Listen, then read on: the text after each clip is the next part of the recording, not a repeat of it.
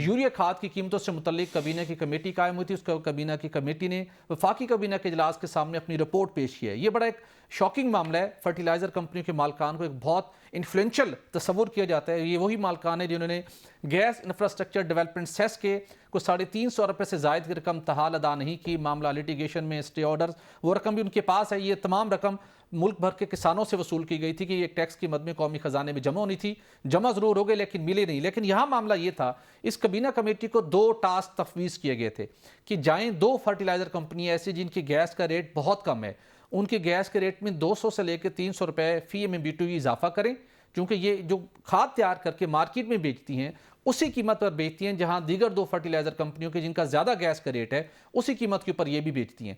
तो इनसे कहें कि किसानों को या कुछ रिलीफ दें या अपना थोड़ा टैरिफ बढ़ाएं ताकि सुई नौदन के रेवेन्यू में इजाफा हो। वजारत सनअत व पैदावार और पेट्रोलियम डिवीज़न ने इन कंपनियों के मालकान से बातचीत की, मिन्नत तरला किया कि भाईजान हमें ऑर्डर है ऊपर से कि हमने आपका गैस का रेट बढ़ाना है। उन्होंने कहा जी कि बिल्कुल नहीं हम बढ़ा सकते।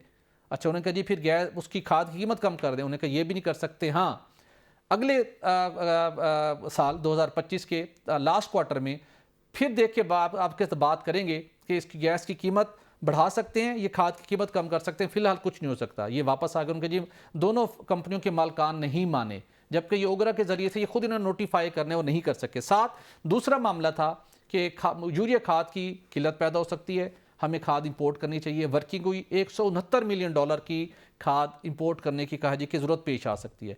कबीना कमेटी ने वर्कआउट किया, उन्होंने कहा नहीं, ज़र मुबादला के ज़खायर के ऊपर दबाव बढ़ेगा, हम जो मौजूदा फर्टिलाइज़र के प्लांट्स हैं इनको हम मज़ीद बेहतर तरीके से चलाएँगे।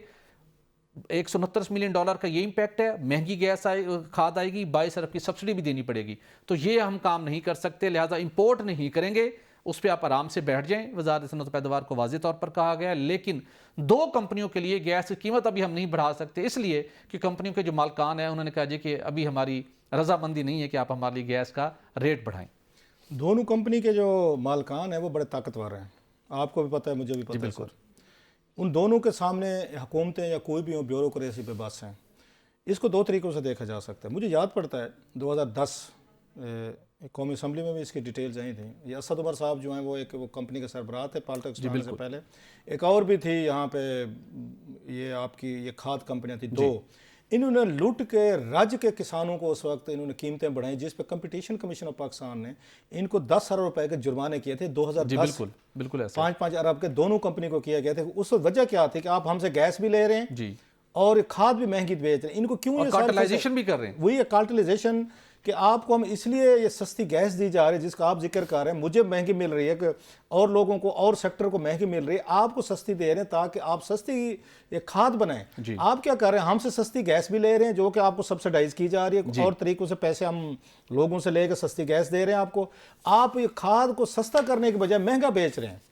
उन्होंने जनाब 2010 में स्टे लिया था जी भट्टी साहब, आज 2024 है 10, मैं आपको पूरा मैं उसके साथ बता रहा हूँ, ये कागज़ से मेरे पास स्टोरीज की हुई।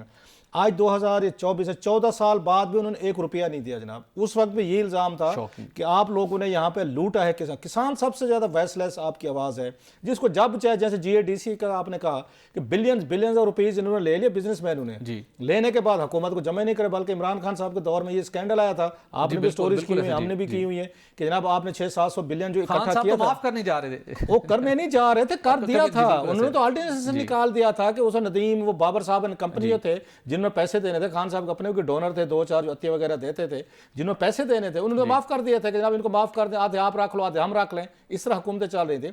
दूसरी चीज़ ये है, इसलिए कहा जाता है कि एक नेशनल फर्टिलाइजर का इदारा था यहाँ पे जी बिल्कुल, जो इंपोर्ट करता होता था, ताकि बैलेंस रखा के ये रखा जाए। कुछ दबाव तो कोई इन कंपनीज पे रखा जाए ना। आप कहते हैं प्राइवेट सेक्टर बड़ी तरक्की करता है, हुकूमतों का काम ही नहीं है जनाब कारोबार करना, बिल्कुल नहीं है। अब फिर ये 2-4 कंपनियां जिसकी कार्टेलाइजेशन की बात कर रहे हैं, फिर वो तो मर्जी का रेट देंगे, वो कहेंगे ठीक है हमसे नहीं लेते, बाहर से मंगवाओ, $170 मिलियन है तो मंगवाओ। ये वो बदमाशी है, ये वो यहाँ पे इनका टूल है। उनको पता है कि हुकूमत फंसी है, इनके पास डॉलर नहीं है, हम अपनी मर्जी का रेट लगाएंगे, गैस भी सस्ती लेंगे, अपने रेट पे लेंगे और बेचेंगे भी अपनी मर्जी पे, आप जो कर रहे हैं हमारा करके दिखाएं।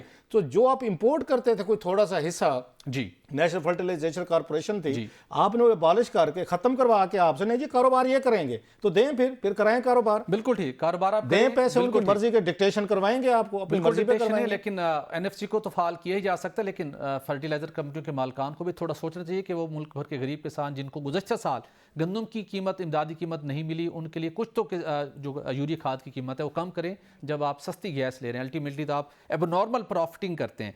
तो नाज़रीन, एक आखिरी इन्फॉर्मेशन आपके साथ शेयर करना चाहूँगा प्रोग्राम के इख्तिताम के ऊपर। वफाकी हुकूमत ने 31 दिसंबर को एक नया उड़ान प्रोग्राम शुरू करने की तैयारी कर ली, जिसके ज़रिए से प्राइम मिनिस्टर शहबाज शरीफ साहब एक प्रॉपर इसकी अनाउंसमेंट करेंगे, जिसके ज़रिए इसका हदफ मुकर्रर किया जा रहा है कि पाकिस्तान की एक्सपोर्ट्स को किस तरीके के साथ $60 अरब तक लेके जाने हैं। IT का शुबा, ज़राअत को खसूसी तौर के ऊपर फोकस किया जाएगा और इस प्रोग्राम की लॉन्च के ज़रिए से हदफ मुकर्रर करके मुल्क की बरामदात में इजाफा किया जाएगा।